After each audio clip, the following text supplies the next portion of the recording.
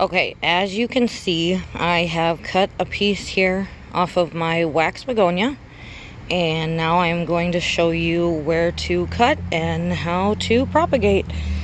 Sorry if it's shaky, I'm doing this all on my own, but we will make this work. So first I am going to separate this guy from this guy, and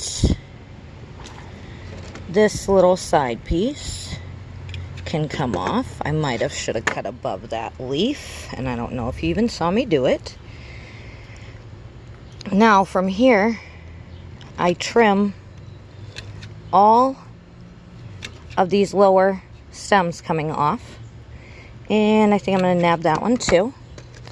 Now, depending on the size of it, you want different size, just clear, doesn't have to be anything special. Water that's been sitting to release the chlorine from it and let it be room temperature. And you stick the guys in, make sure it's got some of those parts underwater. And we'll get a few more done here.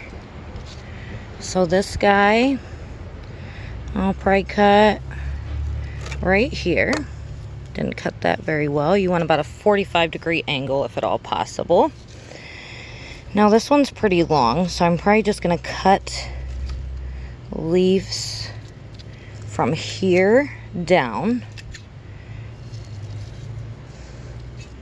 Now any of this that is underwater can take root, so you want to cut close to it, and that's what helps it take root. So I just have different plastic cups that I've gotten from places I like to recycle. You just fill it with water.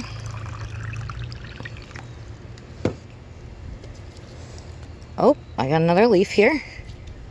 Still kind of sticking to them, so I'll get that off. And stick that in the water, maybe. Okay, I'll have to get a bigger cup for him. Now, because this guy is so large, what I'm going to do is take right here, about at the middle, and I'm going to cut that stalk. About that 45-degree angle. And then, again, I'm just taking off these bottom leaves. And we'll stick that right there in the water. That one sits quite a bit better. And then the same thing with this guy. We'll leave those two upper leaves. We could just leave that very top one and it would be just fine. But it'll be a little prettier when we go to plant it this way.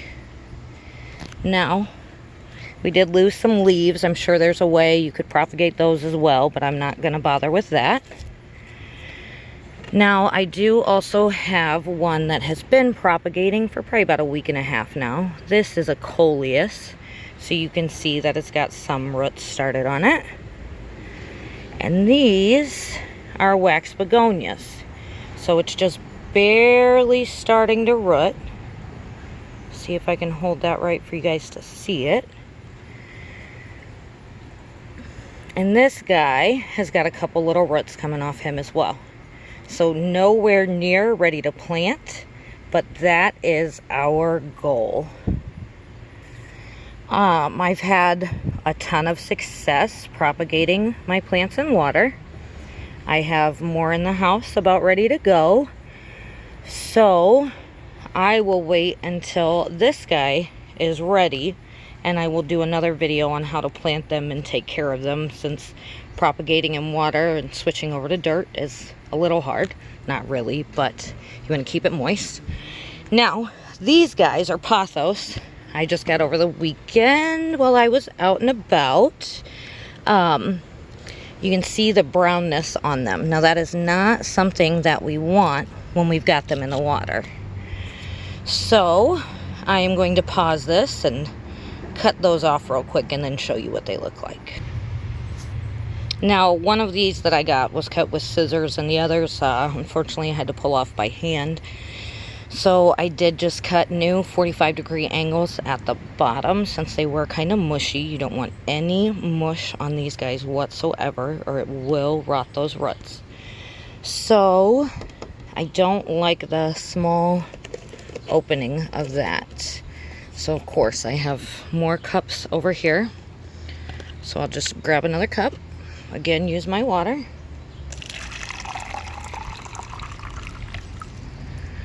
Fill those guys up.